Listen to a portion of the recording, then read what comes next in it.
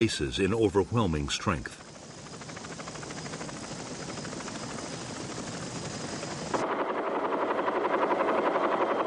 The Americans hoped that the guerrillas would stand and fight. They could then annihilate them with vastly superior firepower.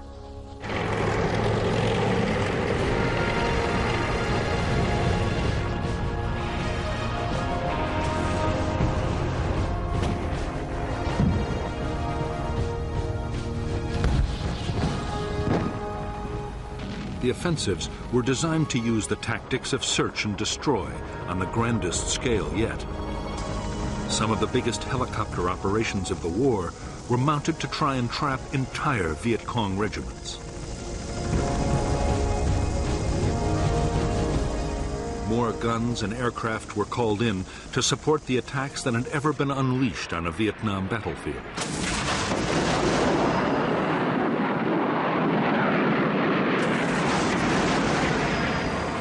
The Americans meant to damage the Viet Cong so badly they would be unable to carry on the war. In fact, the Americans would fail to wipe out the Viet Cong's biggest units. Despite heavy losses in men and equipment, the guerrillas would return even stronger, ready to launch their own offensive campaign.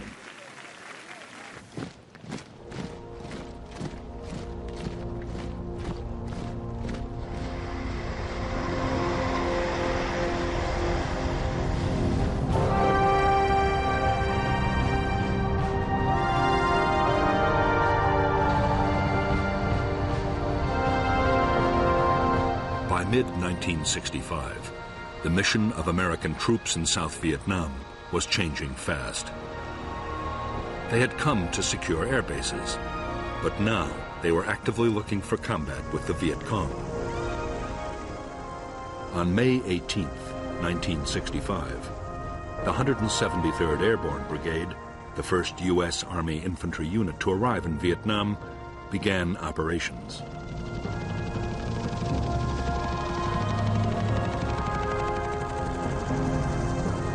Its first task was to sweep a wide area around its base near Saigon.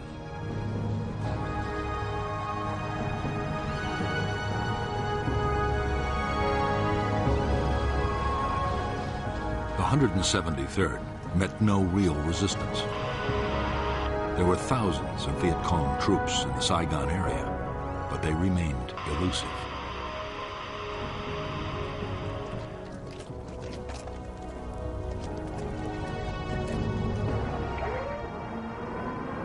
More American troops arrived. As the weeks went on, questions were asked about the whole policy. Was it wise to send a conventional army with its slow-moving, heavily armed infantry, its planes, its tanks, against guerrilla units that might be impossible to pin down?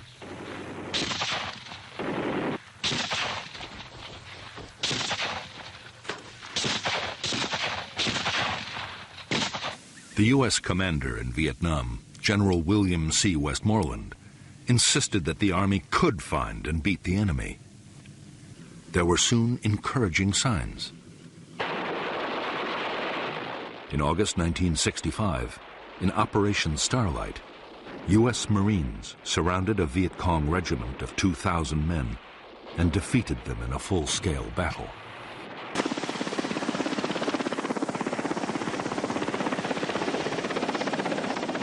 The next major challenge was posed by the NLF's allies, the professional troops of the North Vietnamese Army.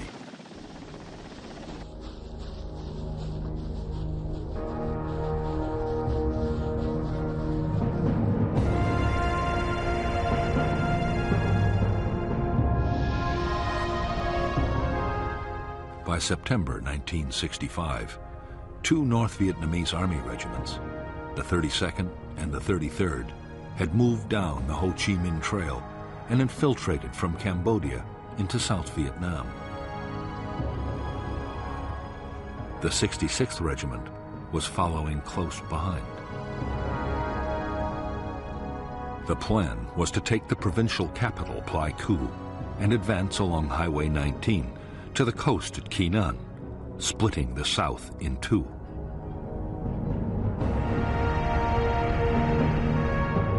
Americans were determined to block the NVA's attempt to reach Kina.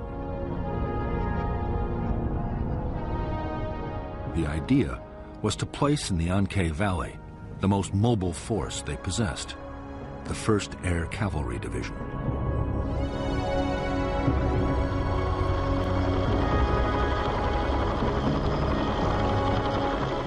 The Air Cavalry was the first formation anywhere in the world designed around the helicopter.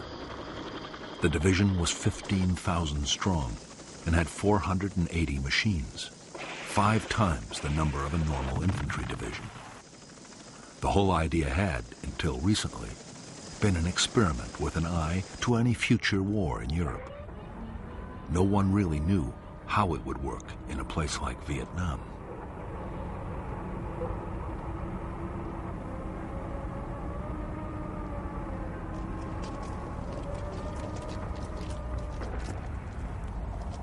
Combat units of the 1st Cavalry began to arrive at Anke in mid-September 1965.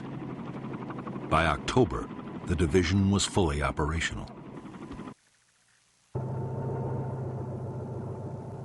Its base, Camp Radcliffe, had grown into a massive complex of helicopter pads, supply dumps, accommodation and maintenance facilities. For the officers and men of the Air Cavalry, there was a great deal to prove, and they were determined to take the battle to the enemy.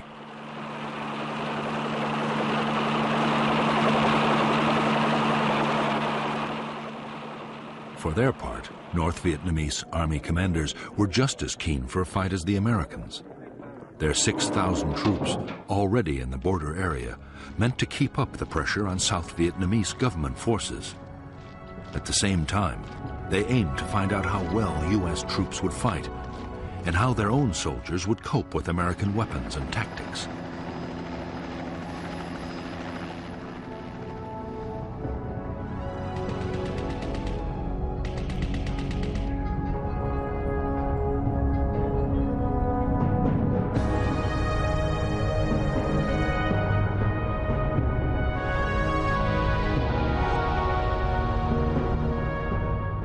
After infiltrating into the south, the 32nd and the 33rd North Vietnamese regiments had established a base area on the high ground of the Chupong Massif. On October 20th, 1965, the 33rd Regiment laid siege to an American Special Forces camp at Plai Mai. After a siege that lasted 6 days, the South Vietnamese Army, backed by the U.S. Air Cavalry, secured that camp, and both NVA regiments withdrew to the Chupong. There they meant to join with the newly arrived 66th Regiment before renewing their campaign.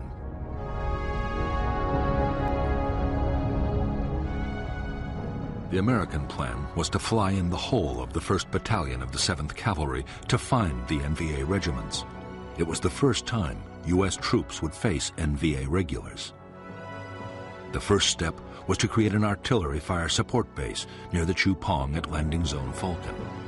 Next, the lead elements of the 1st Battalion landed at LZ X-Ray. Right in front of them were nearly all the 66th and 33rd NVA regiments.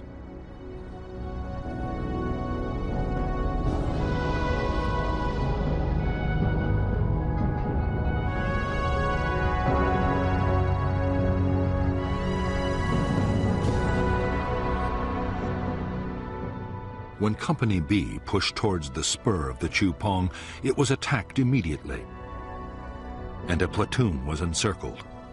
Company A was also pinned down by fierce fire before the rest of the 1st Battalion was landed.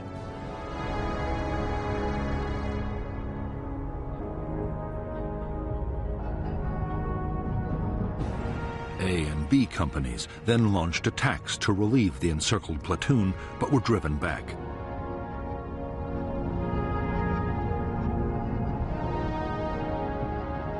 The following morning, the Americans, reinforced by another company, were hit by waves of NVA troops.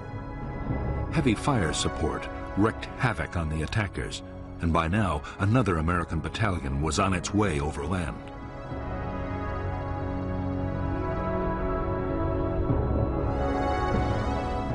conceding defeat, the shattered North Vietnamese regiments began to pull back towards the E Trang Valley in the safety of Cambodia.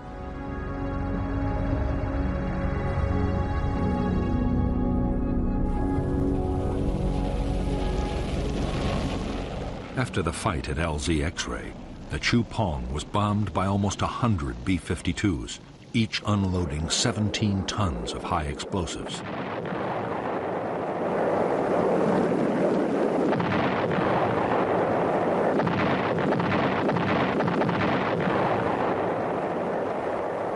For the next 10 days, the NVA regiments were pursued relentlessly by the Americans.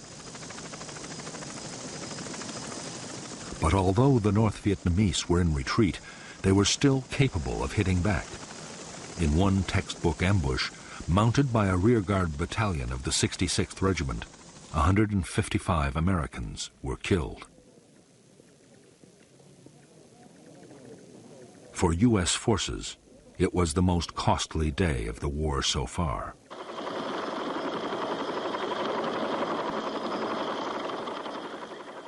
In the Battle of the E Trang Valley and the Pleiku operation, the 1st Cavalry Division lost 300 dead. But the NVA had suffered much worse. 1,300 North Vietnamese soldiers had been killed and many more wounded. It was a clear-cut victory for the Americans.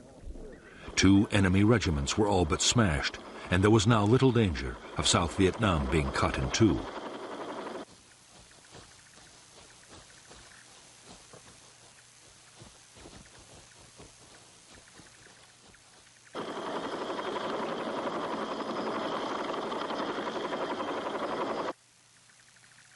The E Trang battle was a major boost for U.S. commanders. It seemed to prove their strategy was the right one. The enemy's big units could be made to stand and fight, and take heavy casualties in the process.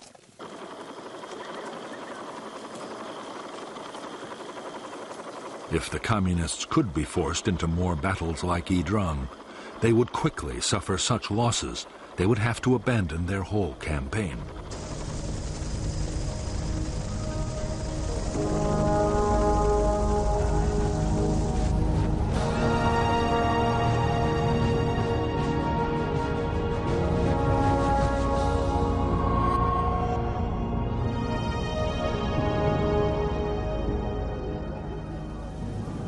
The final push to use American combat forces in South Vietnam had come from President Lyndon Johnson himself. Yet, he had never wanted to fight a war in Asia. Johnson's priority was social reform, his Great Society program, and he feared the war in Vietnam might fatally damage his plans.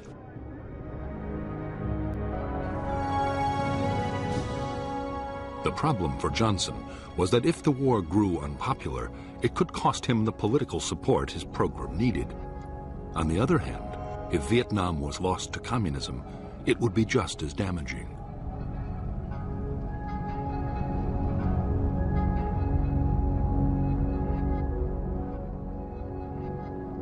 The only solution that Johnson could see, and the one agreed with his Defense Secretary Robert McNamara, was an uneasy compromise.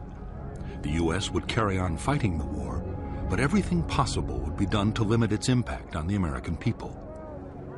Dramatic measures like calling up the reserves or the National Guard had to be avoided.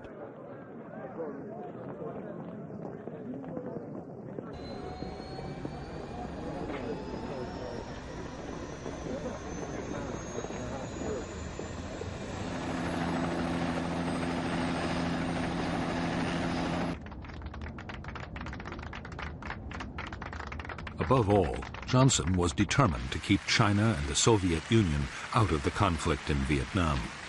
By now, both communist powers had nuclear weapons, and China had almost unlimited manpower.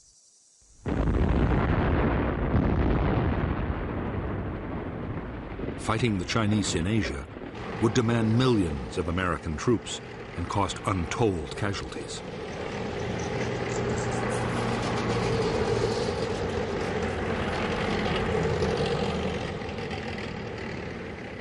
Johnson's solution was to fight a limited war.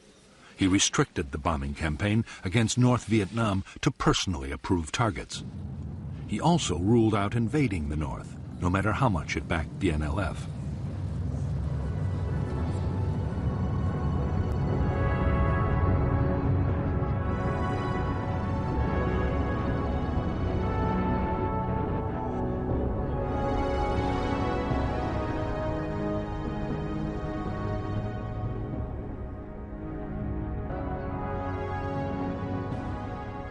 In fact, General Westmoreland, the U.S. commander in South Vietnam, had no desire yet to go into what he felt were communist sanctuaries in neighboring countries.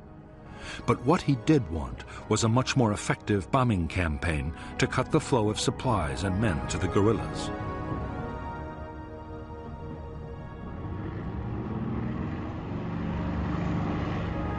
If that happened, Westmoreland was confident he could win. He would need more troops, but once he had built up his forces, he was sure he could seize the initiative.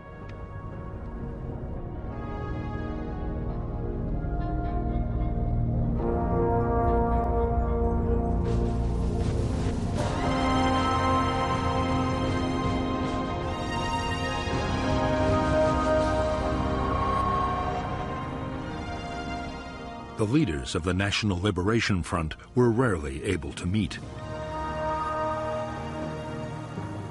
They were forced to gather in the strictest secrecy at a remote forest area near the Cambodian border.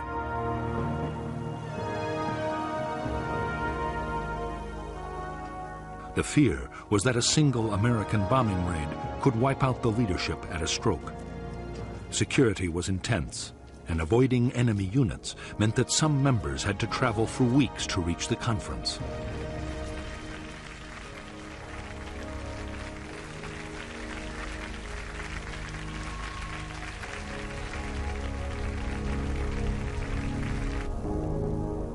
The Central Committee had 52 members and was led by the chairman Nguyen Hue To. To was a French-educated lawyer and to many in South Vietnam, the acceptable moderate face of the Viet Cong.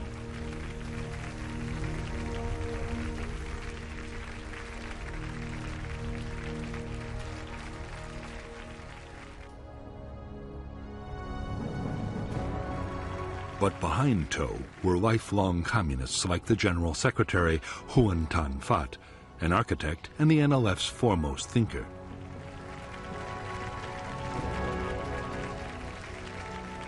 Another hardliner was the French-educated lawyer Tran Bu Kim, one of the NLF's founders.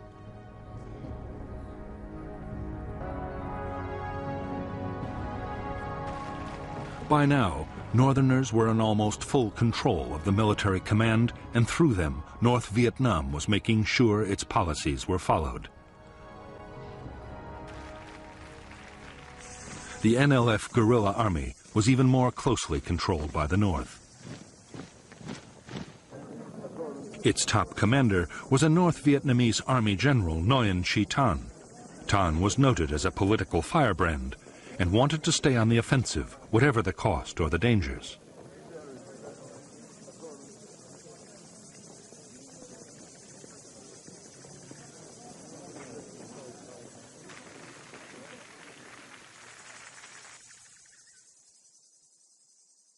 Tan was equal in rank to the North Vietnamese Defense Minister, General Giap, who favored a more cautious approach in the South, now that American firepower had entered the equation.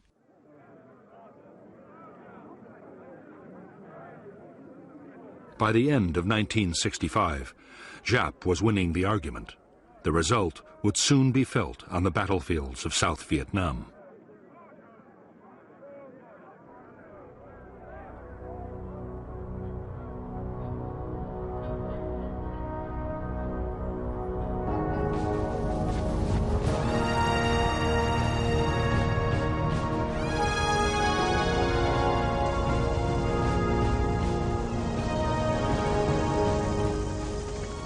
When American combat troops had first arrived in Vietnam, few U.S. officials had believed that the South could survive.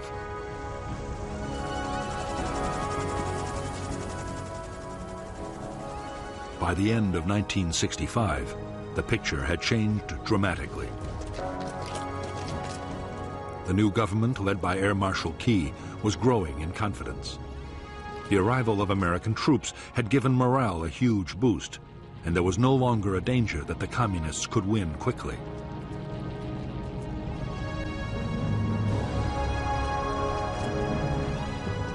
For General Westmoreland, the next stage was to go on the offensive against the Viet Cong. His aim was to take on the enemy's big formations on the battlefield and eliminate them one by one.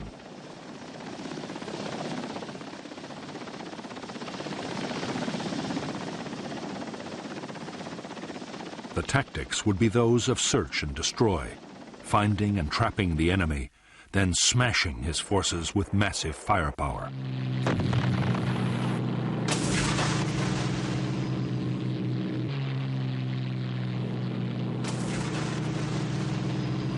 General Westmoreland's strategy would be to wear the Viet Cong down by relentless attrition. In battle after battle, Westmoreland meant to force the Viet Cong to sacrifice troops and materials faster than they could ever be replaced.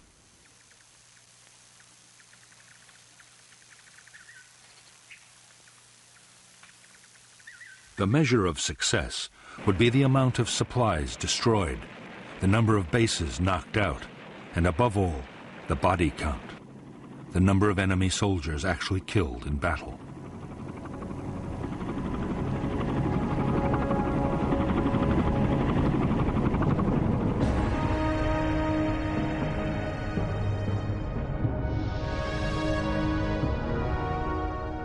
For defense, 4 national priority areas were agreed by the Americans and the South Vietnamese. The coastal provinces around Da Nang and Quy Nhon, and the central part of the Mekong Delta, and above all Saigon, the capital.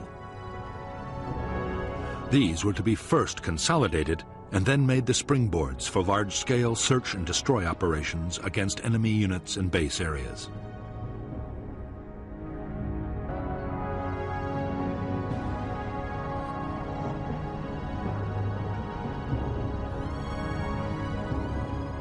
The greatest Viet Cong concentrations in the whole of South Vietnam were known to lie between the capital and the Cambodian border. Through this area ran several strategic roads and the river routes into the capital.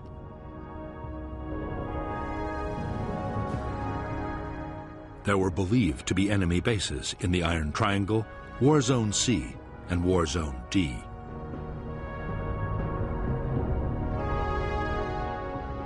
These base areas were the destination for most of the supplies and men that came down the Ho Chi Minh Trail, and it was these bases the Americans would have to attack if the Viet Cong were to be finally defeated.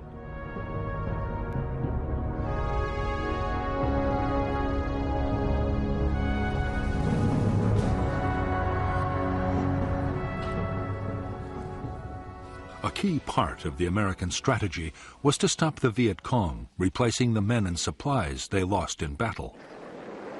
The Commando Hunt bombing campaign was hitting the North Vietnamese transport system and the staging areas for troops infiltrating down to the south.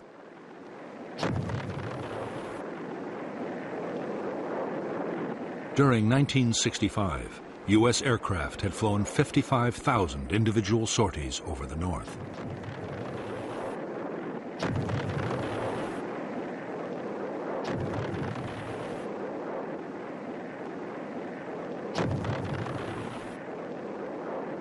In the South itself, the Americans meant to take over most of the fighting. The U.S. forces were better armed and trained than South Vietnamese government troops.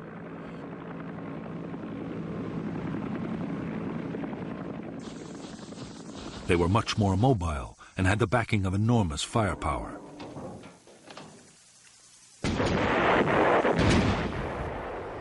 Meanwhile, to the intense frustration of many South Vietnamese army commanders, government forces would deal mainly with local security. Only elite units would take part in offensive operations.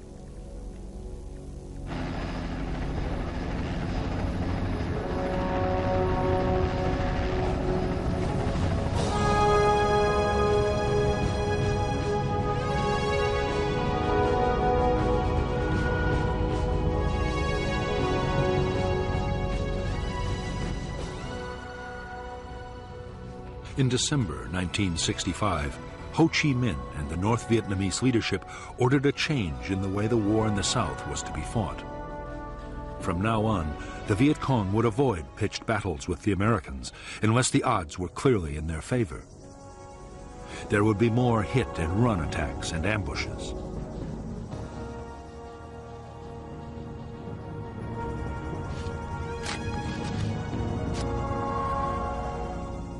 To counter the American buildup, Viet Cong recruitment would be stepped up, and more North Vietnamese army troops would be infiltrated into South Vietnam.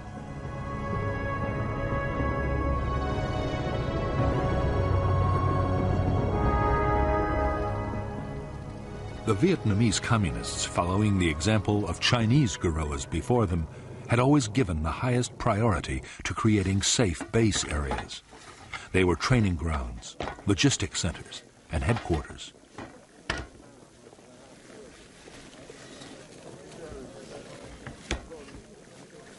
They also offered secure sanctuaries for times when the war might go badly.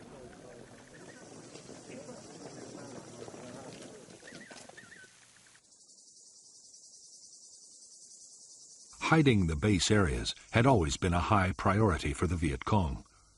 Now, with American spotter planes everywhere, it was more vital than ever to protect them.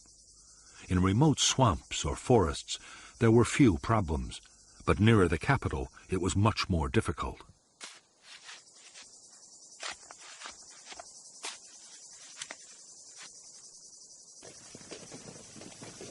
The answer was to build enormous warrens of underground tunnels. The biggest were in the Iron Triangle and in the Cu Chi district, only 20 miles from Saigon.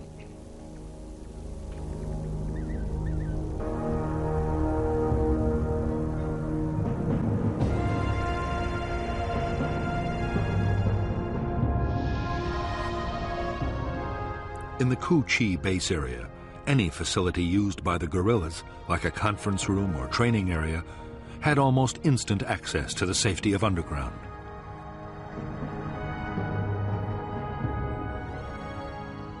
Hidden trapdoors led below, past guarded chambers, to long passages. At regular intervals, branches led back to the surface and other secret entrances. Some openings were even concealed beneath the waters of streams or canals.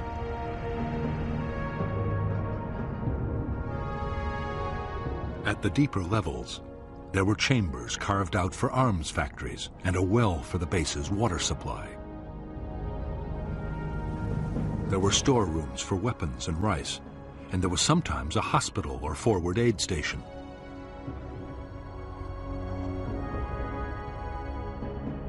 Long communication tunnels connected the base with other distant complexes.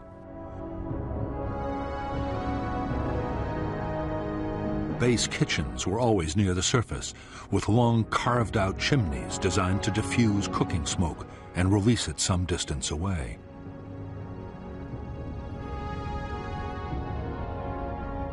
Near the kitchens were the guerrillas' sleeping chambers, where they could survive for weeks at a time if need be.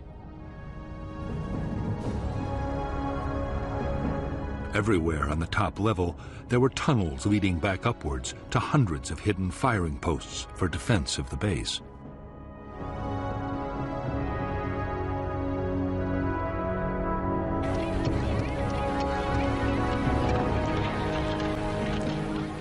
The base area at Cu Chi was a vast network with 200 miles of tunnels. There were other complexes too, big and small, scattered all over the country.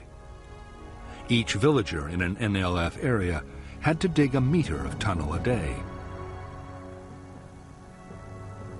There was even a standard handbook specifying exactly how tunnels were to be built.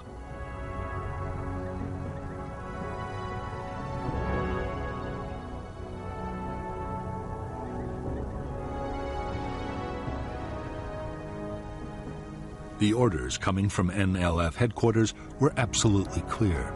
Tunnels were not to be treated as mere shelters. They were to be fighting bases, able to provide continuous support for troops.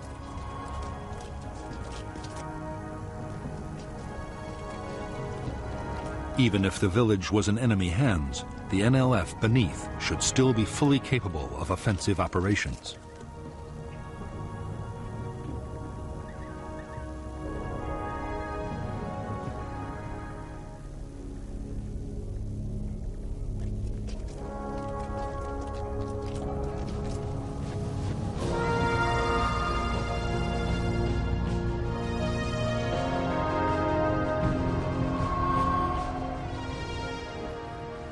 When Washington had decided to send American troops to fight the Viet Cong, the biggest question had been how many would be needed to win.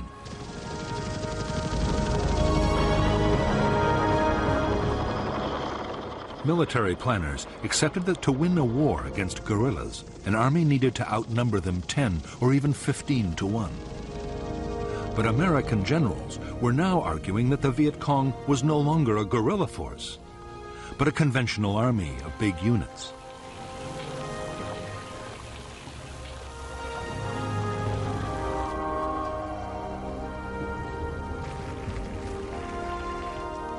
Because U.S. commanders were confident they were not fighting a guerrilla war, they saw no need for a 10-to-1 superiority in forces. Against a regular army, 3-to-1 was usually considered enough.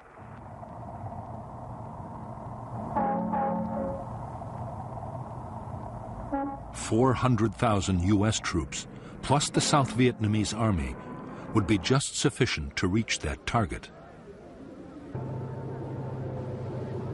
The plan was to have most of the men in Vietnam by the end of 1966.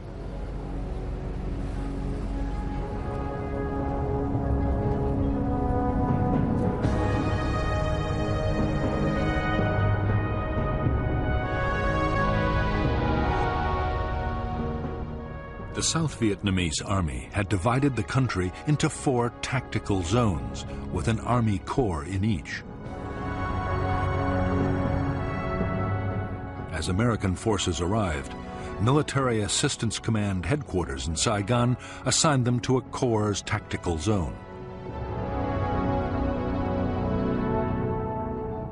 By the end of 1965, the 3rd Marine Amphibious Force commanded 4 regiments in I Corps. The 1st Air Cavalry Division was in II Corps, along with a brigade of the 101st Airborne. The 1st Infantry Division and the 173rd Airborne were in III Corps.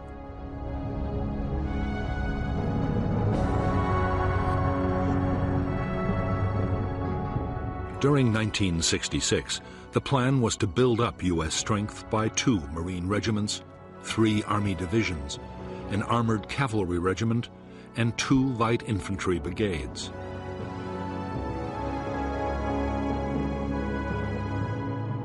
The combat strength of Allied nations would also increase to 2 Korean divisions and a Marine brigade, an Australian task force, plus New Zealand and Philippine units.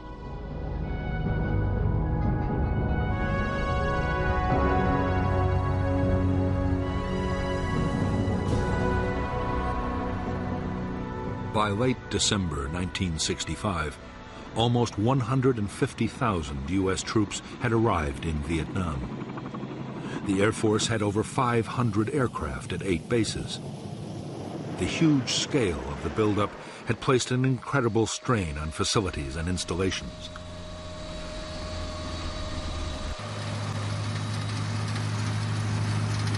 There was a frenzy of building as Army and Navy engineers, along with American civilian contractors, improved airfields, bases, and roads.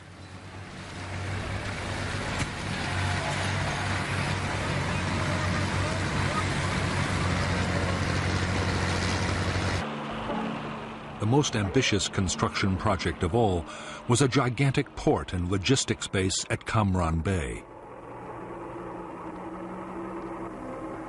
The whole effort was to cost $100 million, but the new facility would quickly ease the pressure on Saigon's overloaded docks. By now, American supplies arriving in Vietnam by sea were topping 300,000 tons a month and rising fast.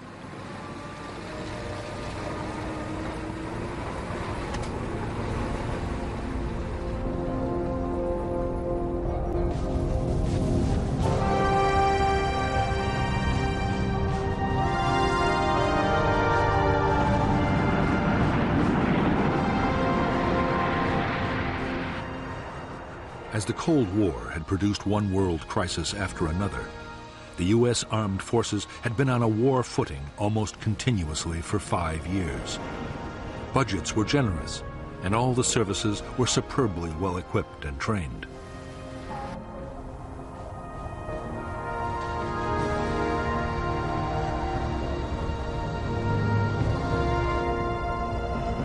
Many American officers and NCOs already had combat experience in Vietnam as military advisors.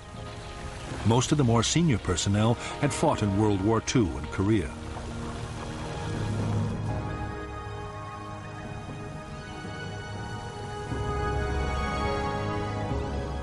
But for the enlisted men, many of whom were draftees, their training programs rarely prepared them for what was to come.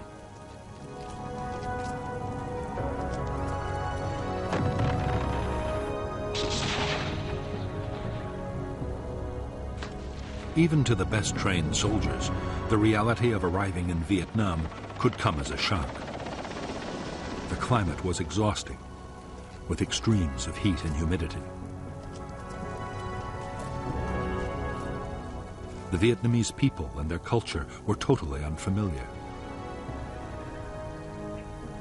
Many American soldiers were from U.S. cities, and the lives of Southeast Asian peasants were beyond anything they knew.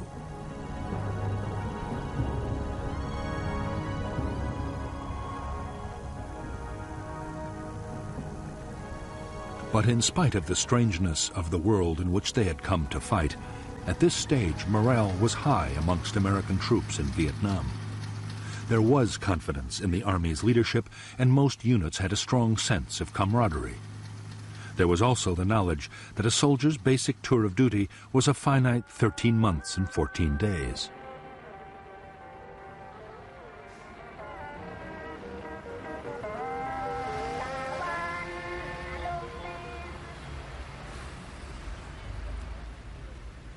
While thousands of Americans were getting their first look at Vietnam, the South Vietnamese Army was in its 6th year of war.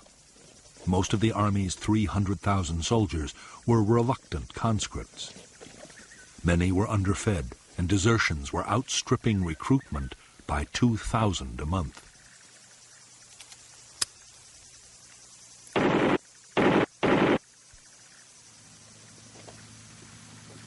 As for the officers, corruption was rife, and many sold their units food and supplies.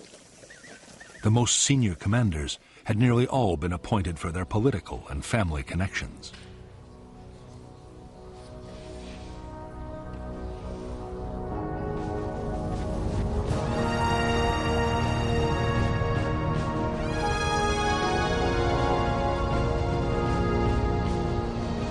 For years, the basic infantry weapon of the American soldier had been the M14 rifle. It was a dependable weapon, but was unstable when fired on full automatic.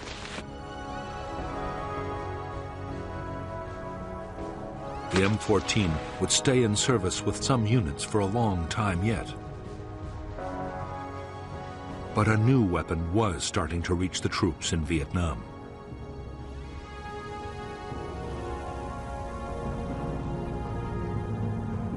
The M16 was a light, compact assault rifle made of metal alloy and plastic.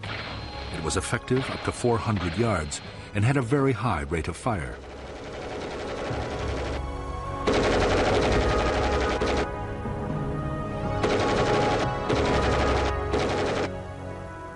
Although on paper the M16 seemed to offer the infantryman everything he could wish for in a rifle, the reality was very different on the battlefield. The M16 was prone to jamming, a nightmare for the soldier in a firefight. The problem was reduced by scrupulous cleaning, and later modifications would cure the problem completely. But in the meantime, many men viewed the M16 with deep mistrust.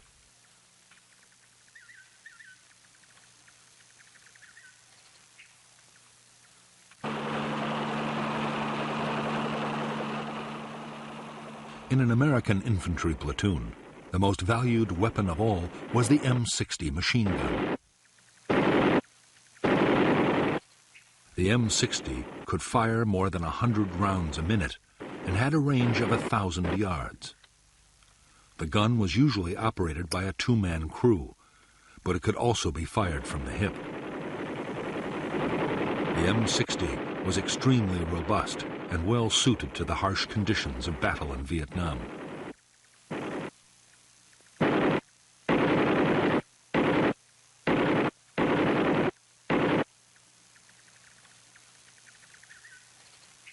As well as the weapons they took with them into the field, American infantry could call on heavy fire support at any time. Ground attack aircraft could saturate the area with high explosives or napalm, while few operations were ever mounted out of range of friendly artillery.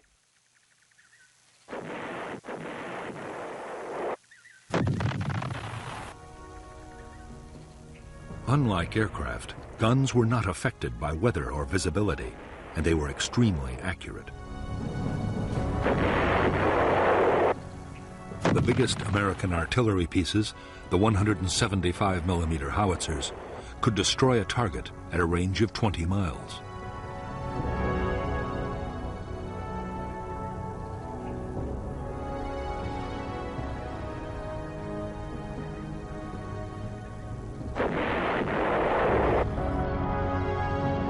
By now, every infantry division depended heavily on helicopters to maneuver its forces on the battlefield and to carry supplies and heavy equipment. For the Army, the basic infantry transport helicopter was the UH-1 Huey. The men called it a slick because its frame was uncluttered by guns or rockets.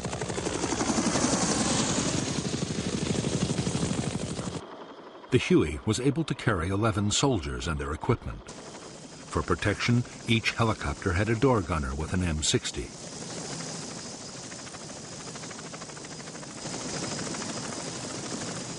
As well as Hueys for transporting infantry and general supplies, there were Huey gunships for escort and assault. The gunships were armed with a formidable array of rockets, machine guns, and grenade launchers.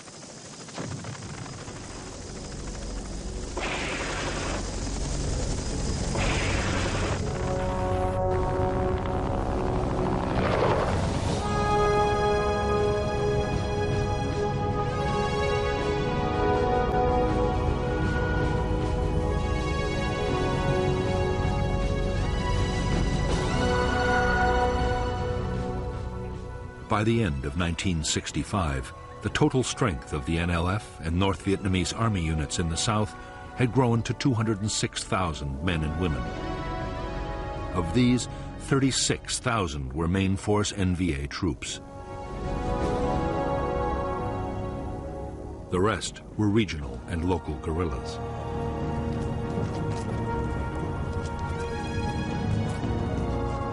The main force Viet Cong units were used to launch large-scale offensives over a wide area. They were uniformed, full-time soldiers.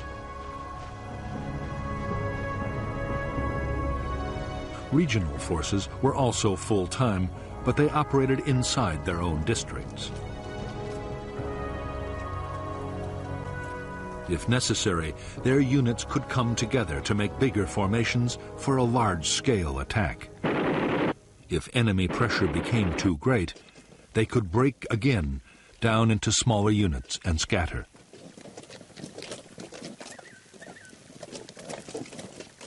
As for the local guerrillas based in the villages, their main job was political. They were a constant reminder of the armed presence of the Viet Cong and worked to increase local support.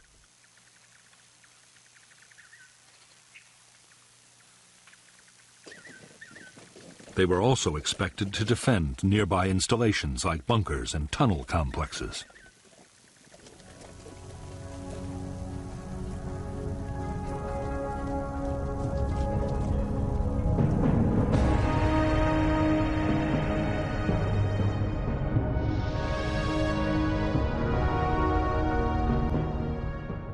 Viet Cong forces were commanded by the Central Office for South Vietnam, near the Cambodian border. The NLF deployed 2 divisions, the 9th with 3 regiments, and the 5th with 2. 4 more regiments were independent main force units.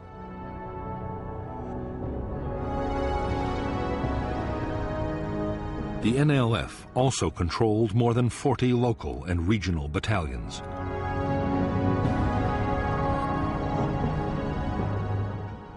Further north, all communist operations were run by the North Vietnamese Army. The NVA deployed 3 divisions and 9 independent regiments.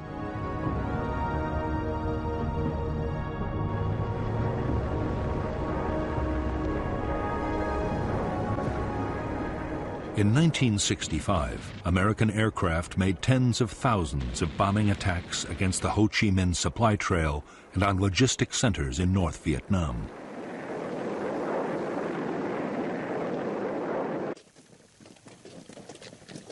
In spite of their efforts, the Viet Cong were getting more weapons and reinforcements from the north than ever before. The average Viet Cong unit was now better armed than at any time in the movement's history.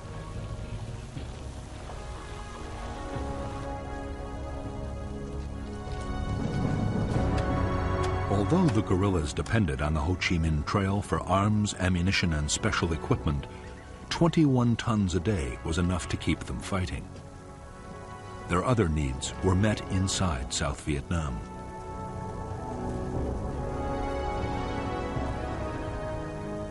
To feed the troops, rice taxes were imposed on farmers, and every possible local resource was used and reused. Nothing was wasted. Even the American supplies and containers left behind on the battlefield were put to some military purpose.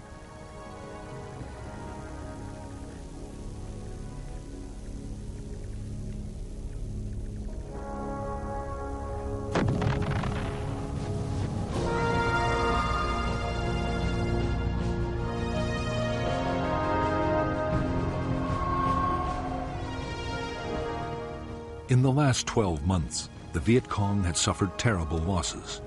40,000 had been killed or captured in 1965.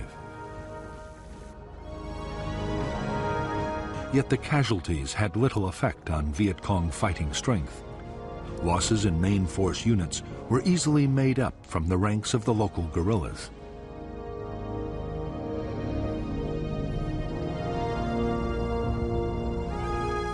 The biggest problem was the high casualty rate among officers. To replace these, the Viet Cong depended on trained men coming down the Ho Chi Minh Trail from the north.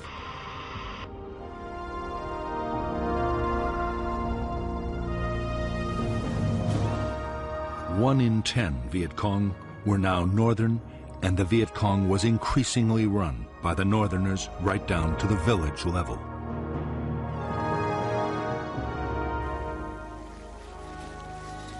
By this time, most Viet Cong main force soldiers had fought for years and were highly skilled and motivated. Every attack was planned down to the last detail, using elaborate models and endless rehearsals. The troops were well trained in infantry tactics and night operations.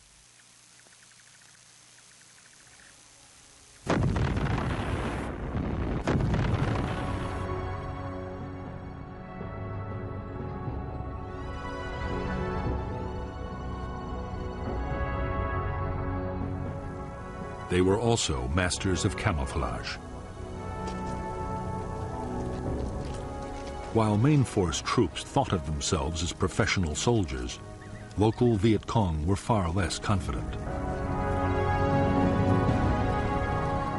Mostly the recruits were young teenagers, and while many were motivated by idealism, others had been pressured or shamed into joining. What many had in common were real doubts about their ability to fight heavily armed and well-trained American soldiers.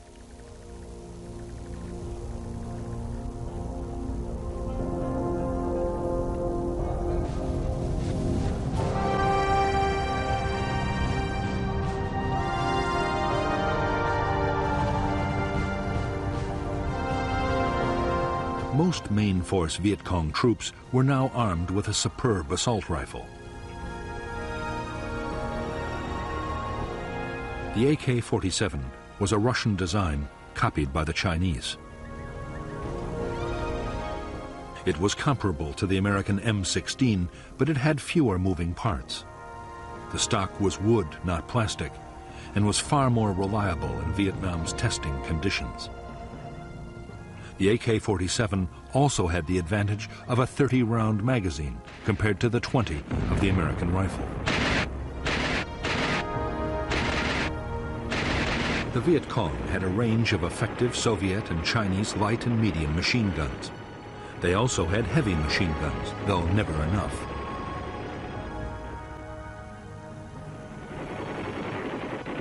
The bigger weapons were especially valued for defense against American helicopters.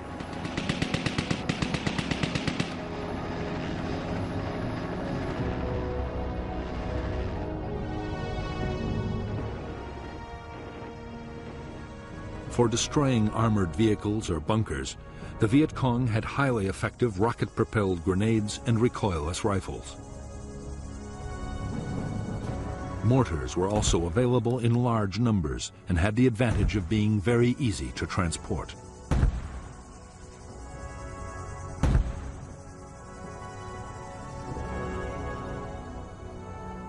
Many weapons, including booby traps and mines, were homemade in the villages. The materials ranged from scavenged tin cans to discarded wire, but the most important ingredients were provided by the enemy.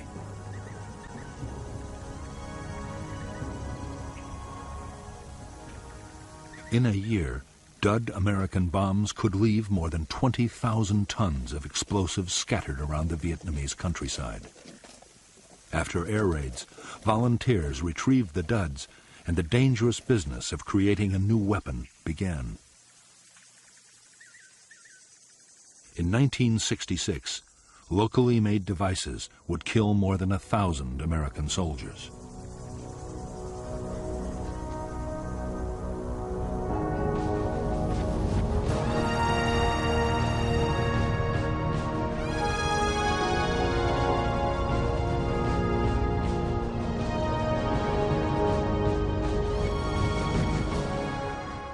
For General Westmoreland, the close of 1965 marked the end of the defensive stage of the American war in Vietnam.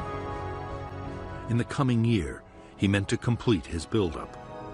Then he would launch the full-scale offensives that would lead to final victory.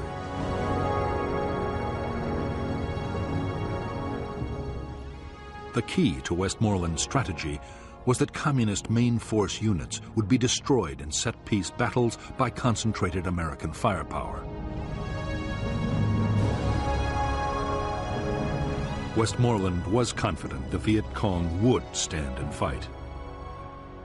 But there were some signs that the Viet Cong might be changing their tactics.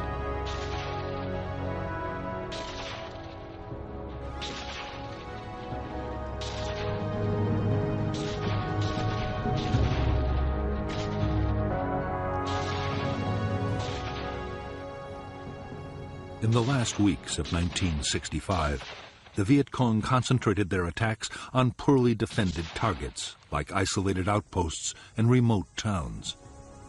Strong South Vietnamese or American forces were making contact with big guerrilla units less and less often. At the same time, there were more sniping incidents and ambushes. As a result, while Viet Cong casualties went down, American and South Vietnamese army losses increased dramatically.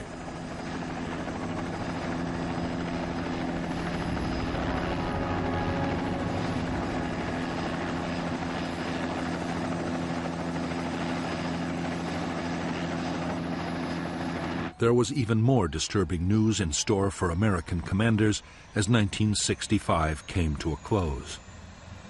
Washington's Defense Intelligence Agency reported that the Rolling Thunder bombing campaign against North Vietnam was failing.